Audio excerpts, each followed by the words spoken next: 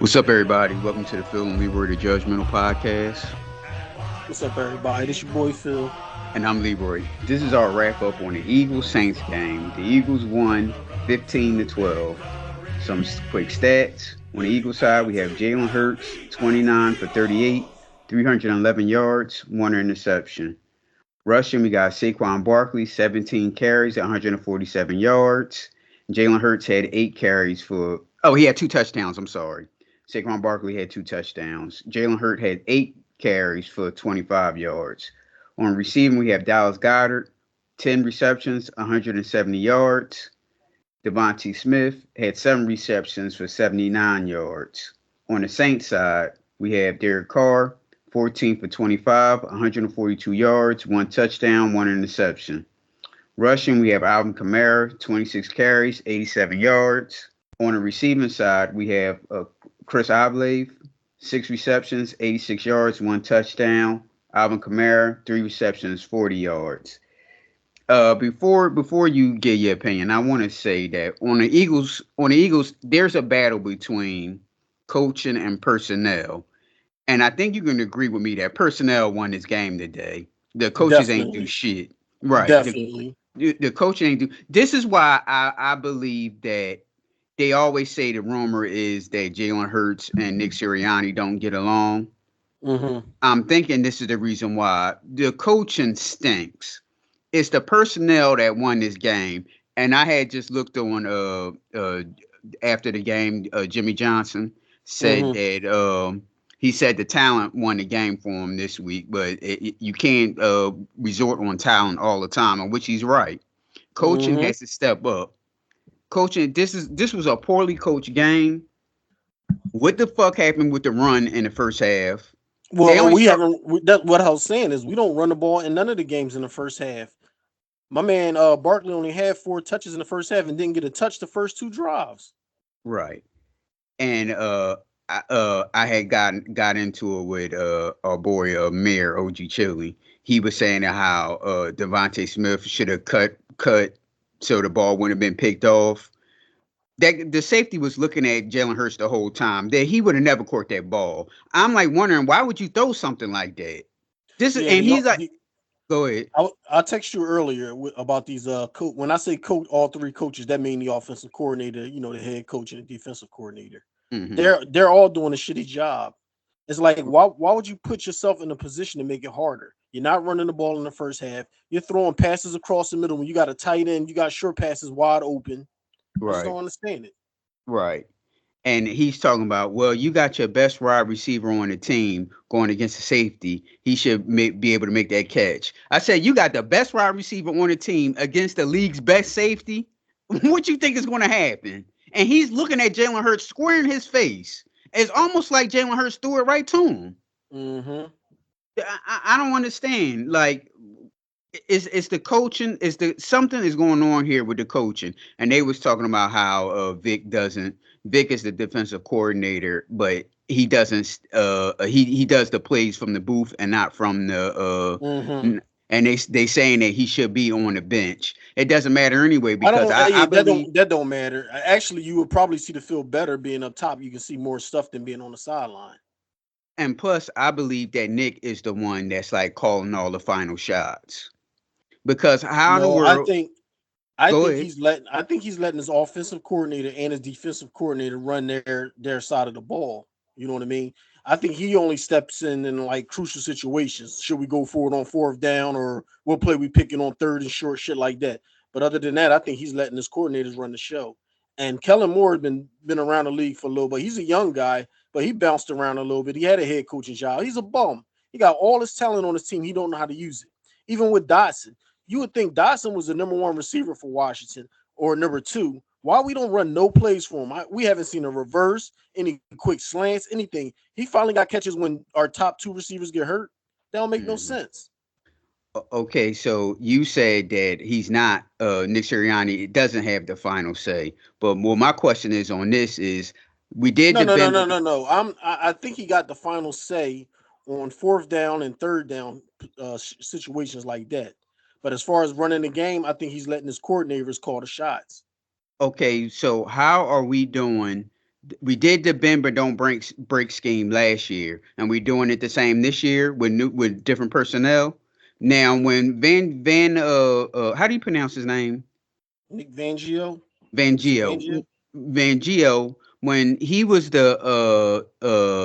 they had the number one defense in Chicago when he was there, correct? If I'm not It was. mistaken. I'm not sure. I'm not sure. I know it was tops, but I'm not sure if it was number one or not. Okay, now the question is, did they do that bend but don't break bullshit in Chicago? This is I the don't know. scheme. This is the scheme. This is the scheme that your boy Nick Sirianni told them, like, look, work within this scheme. And so he's doing his defensive scheme No, no, they along the said no, no. They said he's always coached a bend but don't break. He likes to rely on his front four to get pressure instead of sending a blitz or linebackers. So that's on the defensive coordinator. I mean, of course, it's Sirianni because he's the head coach and he's allowing it. He's not making adjustments or even talking to his defensive coordinator like that. But the same way these teams are putting pressure on our quarterback, we supposed to be putting pressure like that on other quarterbacks. Sending linebackers, sending safety, sending a cornerback, something, but don't just sit back and have your front four just trying to beat everybody up every game by themselves. right. So what's your thoughts on the game? It was a good win. It was still a shitty called game offensively and defensively. I mean, we left at least 9 points on the board. I don't Hmm. understand it. In these close games like that, why are you still going for it? Take the 3 points. Now, if Yes. we'd have lost this game by less than 3 points, you're going to sit back and say, well, damn, we did have three on the board, just like last week. We had three on the board. Like, take those points. I don't understand that. And even with Uh-huh. the 60-yard field goal, you wind up scoring on that play. Why are you going for 60-yarder? It's still a lot of time left. Punt and put them against the wall. Yep. It's like they playing fucking Madden on rookie level or some shit, just doing what the fuck they want to do. You know how Yep. you can fuck around on Madden and shit and do whatever you want. It's like that's what our coaches are doing and shit. Yep. Hmm. And I hated how the commentators keep going that, like, AJ Brown is the reason why the Eagles playing like this. The Eagles have good enough personnel to win games without AJ Brown. He's important now, Yes, yes, but they have enough personnel for them to win games and not be playing like this. right. Yeah, well, if We AJ probably Brown got was we, here, we they got would one of have the did top. beautifully. Goddard got to be like, even though he don't get enough targets, he's got to be like in the top four in the NFC and as a tight end. Right. You know what I mean? Still had Devontae, even though Dot fast as shit, King don't use him. He's still a weapon. We just don't use him. That's what falls on the defensive coordinator. I mean, the offensive coordinator. He don't call run plays. You don't call plays to the tight end. I mean, this game he did because he ain't had no choice with the two receivers going down. But Hmm. it's like what the fuck is he doing out there? Yep. All right, we're joined now by Saints fan, Mr. Brandon Fred Jones, host of the FanView podcast. How you doing, Mr. Jones? I'm doing fantastic. Well, that's a lie. That's a lie. I'm not doing fantastic. I feel fantastic, but I'm not doing fantastic. Mhm. so, so what did you think about this game? Oh man, first and foremost, man, we got to start with credit. I'm credit due, man. Credit the Philadelphia Eagles for coming in here, man, getting the dub. Hmm. Got to start there. They played a solid football game, and they won fair and square. Um, I, the game for me, the turning point, at least for my Saints, was when Eric McCoy got injured, and we had to put the left guard at center and put a new left guard in the game. At Right. that point in time, what the Saints wanted to do, which is run the football, the chemistry was off in the Philadelphia front seven, made sure that the Saints never found the rhythm. They kind of had them flustered that whole entire time, and that didn't allow the Saints to do what they've been able to do these past 2 weeks against the Dallas Cowboys and against Carolina Panthers. So I got to credit them for recovering from their big time loss last week and this week coming to play football. And that's kind of a big telltale in the time of possession, definitely for Philadelphia. I mean, take the second quarter stacks time of possession. It was a big deal. So got to credit them for that. Right. See, Phil and I were saying that with the Eagles, there's a battle between coaching and personnel. The personnel won this game for them. The coaching was absolutely horrible. And they haven't been good Yes. so far this season. The play calling is a mess. And people are talking about how Devontae should have cut in front of Tyran for the Mm-hmm. interception. But Tyran was looking at the whole play for the jump See the whole anyway. He play. would have never caught that ball. It was Which uncatchable pass. exactly, Uncatchable. Uncatchable. right, right. He should have never And the threw problem that with ball like that. Jalen should never threw it. Yep, Should never threw it. yep. The thing is this: when you get turnovers like that turnover there, and you get a turnover like a block punt, you get a turnover like the fumble in the second quarter by Jalen. Um, what the Saints didn't do was you got to make a team pay. You know what I mean? Yes. You got to try to find points off a turnover, whether it's 3 or 7. You want 7, but generally you got to make that team pay. And Philly, to their credit, didn't make. They recovered. Their defense is one of the biggest reasons why they was able to stay in this game. Keep in Yeah. mind, we are 3-0 for 3 quarters. Mm-hmm. We were Yep. 3-0 for 3 quarters. Until the big run from Saquon Barkley, which is it kind of broke the game open, kind of made this okay. That was the icebreaker. But Right. with 3-0 for 3 quarters, and so we got to credit the time of possession by the Philadelphia Eagles, especially the offense, because the Saints just they weren't able to move the football. That's just Mm-hmm. kind of what the ball is down to. Yep. Yeah, the defense definitely put them up in the game. Put them up, especially in the red zone. The Eagles are very Yeah. good. Well, they've been good in the red zone anyway because they do that bend but don't break scheme. But then they'll actually start playing defense in the red zone. Hmm. And props to the defense because they have a problem stopping the run. But they actually stopped they didn't really stop it because Kamara had 80 yards, but at least he didn't break the game wide open like how you He were didn't saying break it about open. how Saquon did. Right. He didn't Right. break it open. To me, Philadelphia did a great job of the first 2 games of the season. The Saints, what they've been doing with the run has been controlling the game. Mm. Um, that's not something that they were able to do today. They were not the problem that I had with the Saints by watching the game. At some point in time, Clint Kubiak didn't make any adjustments. He stuck to it as if, hey, we're gonna break out of it. We're gonna break out of it. Just stick to it. Stick. But that never happened. So to me, I would have preferred them maybe in the second half give Derek Carr a few more opportunities than what he had. They kept trying to run the ball and it wasn't effective. It wasn't getting first downs. We weren't moving the chains. And it was just like, oh my God. But Right. you can't keep a team. You can't have, like I mentioned, you can't have an interception, a fumble, a block, a block punt in the missed field goal, and you're still up 3-0. At some point in time, the tide is going to change, and it did. And again, I kind of had that moment where I was interested in seeing what the Saints would do. I figured they wouldn't add some more points. They weren't going to get to this point because you can't have that many turnovers in the game and keep a team around. That team just Yep. going to feel like we can just keep do all the mistakes. Uh-huh. Um, they're going to just feel like it's 3-0. Like, keep in mind, the Philadelphia Eagles didn't play, to me, as a whole, they didn't play a good football game. No. But they didn't. They didn't. They had a lot of errors, a lot of mistakes, a lot of things to get cleaned up. But when the score is still 3-0, it's manageable enough to where you feel like you got to keep fighting. You got to keep fighting. I mean, Lane Johnson gets injured, right? Another guard gets injured, and Smitty gets injured, and you keep fighting. Yep.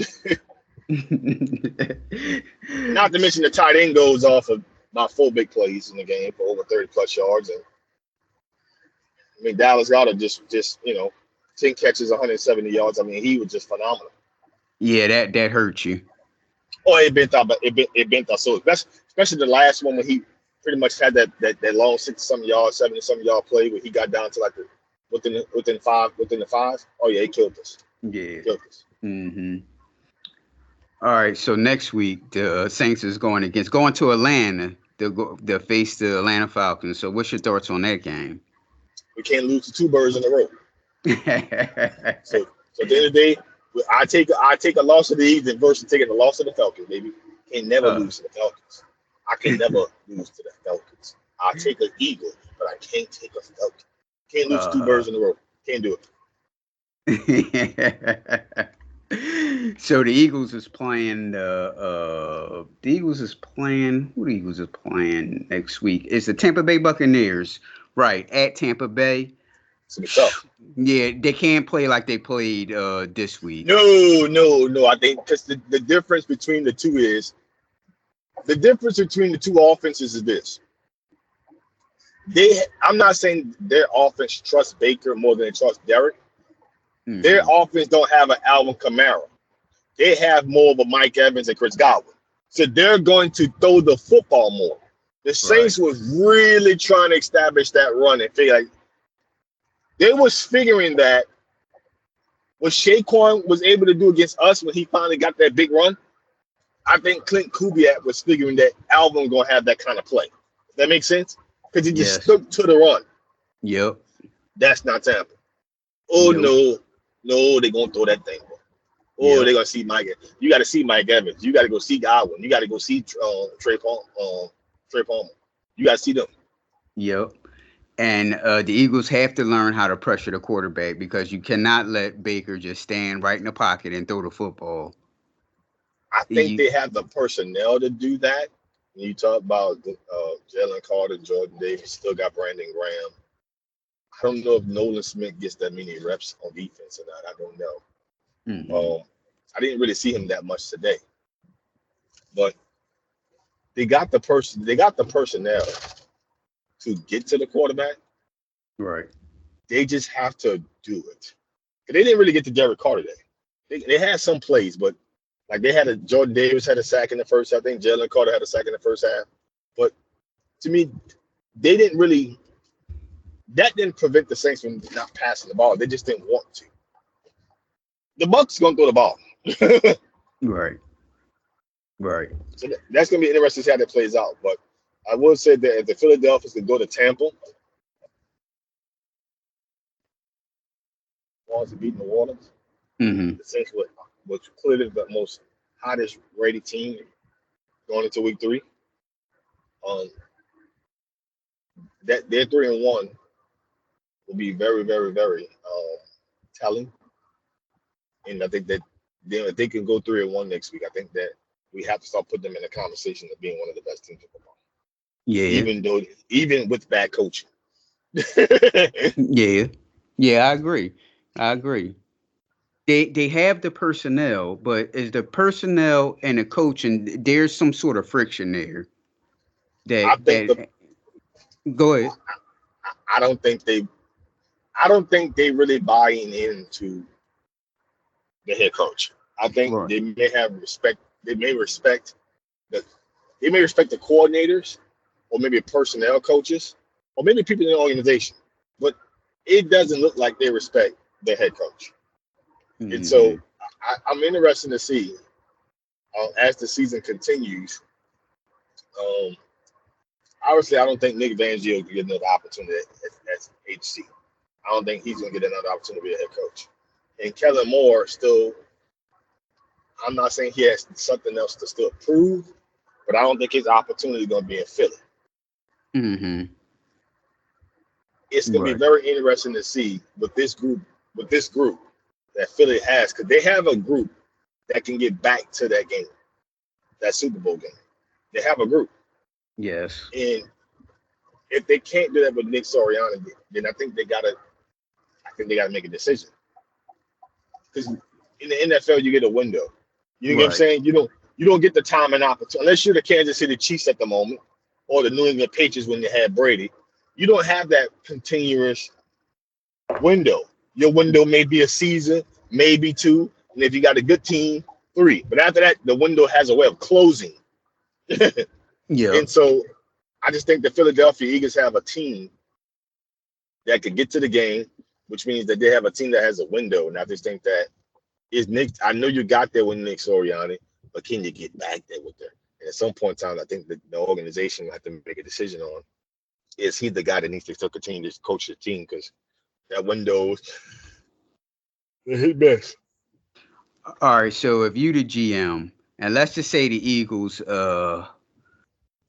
let's just say they win the division, and let's just say they lose in NFC Championship. Okay, so it's not the Super Bowl, of course. Now, would you give Nick another try, or would you look for another coach? You can't fire a guy at the NFC. You can't fire any coach after a conference championship. Keep in Hmm. mind, there's 32 teams, and you're one of the last four that's left. Hmm. That makes sense. Yes. You're not getting fired. Now, if you got to, let's say they won the division, but they're the second seed like the Cowboys was, and they lose that first game the way they lost that first game.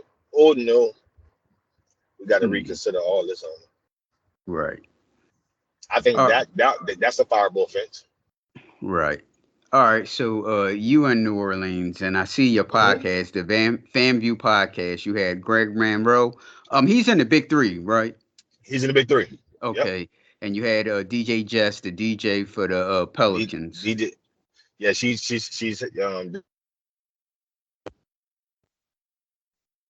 DJs for the Pelicans. We recently had Mm, Corey Webster on too, former New York Giant cornerback, two-time Super Bowl champion. mm, Corey Webster. We've had a lot of guys, a lot of people who lived in the state of Louisiana, um, come on to the podcast, talk life, right. talk business, um, talk life during the game and life after the game. Um, Right. it's been an interesting journey with the FanView podcast, and getting the stories out, the Mm, testimonies, and people being able to speak freely about not just about the sport they're in, but life. And right. it's been interesting because it's been people, at least here, that people been wanting to hear these people. And so it's been a great journey, man. We get a lot of people who want to come on and fellowship with us and have an opportunity to talk, you know, their profession, the business they're in for sports, or and outside of that, it's been a heck of a ride. Right. So since you're getting the Super Bowl this season, I'm pretty sure you're gonna get a lot of good guests on there. Yeah, that's the objective. That's the objective to reach out to some people and find some guests while they're in town. Hope they're in town a little earlier, so like that, and try to get some people on. During those weeks, man, you got people who come in town. Obviously, people are busy, and so you try to create that moment in time to sit down, have that conversation and fellowship with them. We try to do about an hour and a half episode, and it airs maybe that the following once it's edited properly, But man, we gonna try to get a lot of guests, a lot of Mhm. guests coming in town. Now, what's the talk in New Orleans about the Pelicans this season? Uh, the talk about the Pelicans is this: you can't, the Pelicans can't afford to be in the playing tournament. They have to be a top 6 seed. Hmm. Have to be. Um, if they're in the playing tournament, Willie Green is on the hot seat. Secondly, talk at the time is Brandon Ingram. He doesn't have a new extension. Okay. And they haven't done it because the max contract is a $50+ million extension. And Hmm. as a supporter, and I spoke with Greg Monroe about it. We had the conversation on the FanView podcast. Yeah, I Um, seen a little clip. He's right about the 20 points, but he's right. but he's not, but does Brandon Ingram strike you as a max player? He's not a $50 million player. That's the issue I Exactly. have. He's Right. not a $50 million guy. He's No. just not. Because when you start paying somebody $50 million a year on your basketball team, he needs to be the best player on the team, or he needs to have some postseason success. And Yes. he's neither. And Yes. so now, is he a great basketball player? Yes. Yes. Is he a $50 million basketball player? No. Because Agreed. here's the problem with me paying Brandon Ingram $50 million a year. He's never had an all NBA season, and he's only had one All-Star appearance. In some point in time, those personal achievements in terms of All NBA, All-Star appearances, whether the game is good or not good, it's not the point. We're not talking about the game itself. We're just talking about making the team. Right. That's not a $50 million guy. If Agreed. Brandon Ingram was an All NBA player, I'll have a different conversation there. I'm like, you got to pay, because the All NBA player is regarded roughly a top 15 player in the league.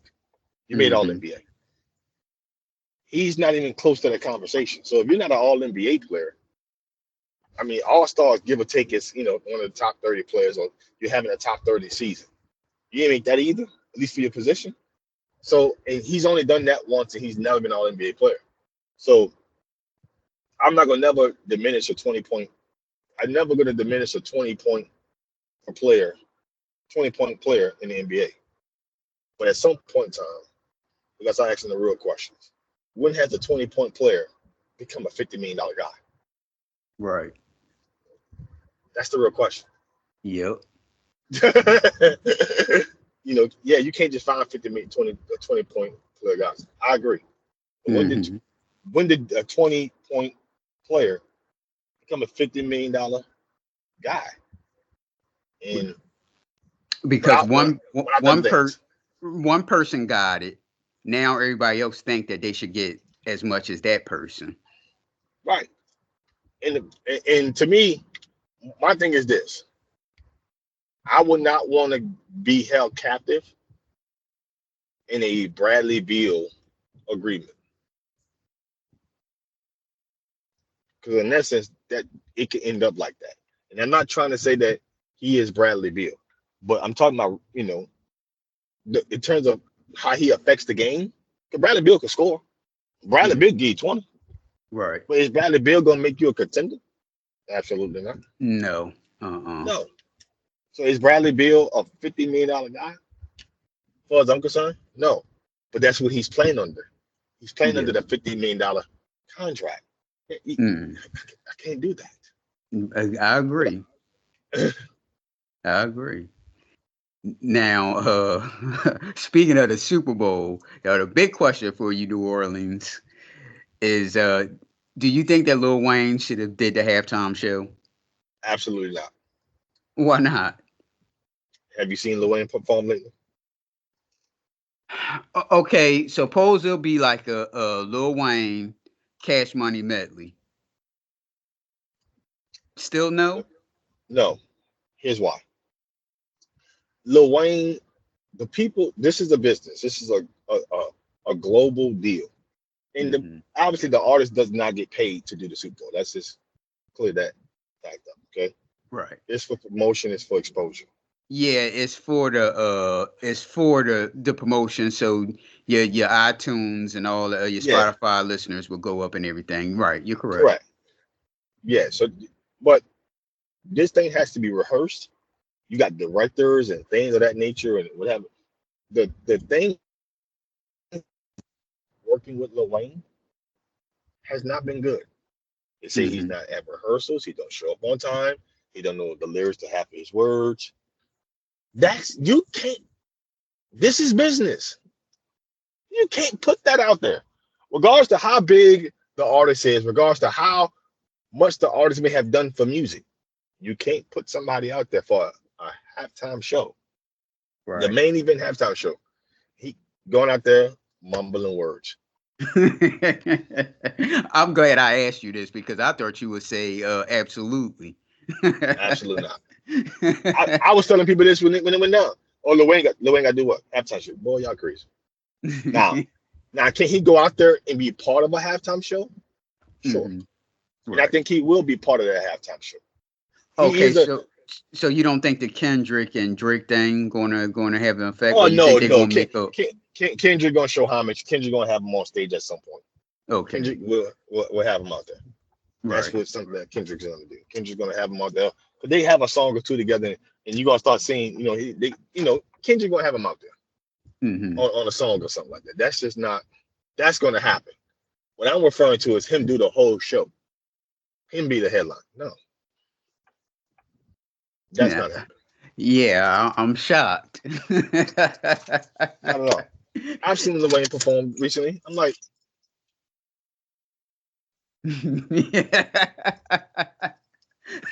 no, no, absolutely not.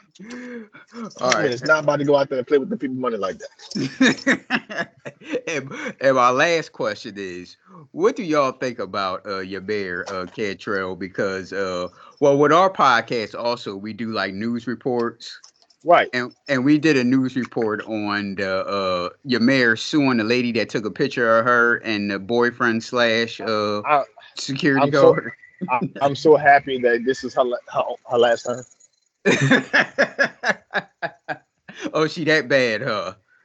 It's she, her tenure has been a popularity race than the Hmm. mayor. And I'm not listen. She has gotten the attention. Don't mind me, guys. I'm outside. My That's dog okay. outside the building. Um, she has gotten the attention of a lot of local, people who done some good things here for the city. Mm. She has their attentions, and that's cool. But in terms of what it is and who she is, I'm happy the 10 years up. Yeah, yeah, because actually we did more than one. We did one about that picture, her messing with the security guard, and she got in a fight in the at a rap concert in the bathroom. I can't believe this is a mayor that would do stuff like this. But yeah, she's you could reach Mr. Brandon Fred Jones at Brandon Fred Jones on Twitter, and his podcast, the FanView Podcast, is at FanView NOLA.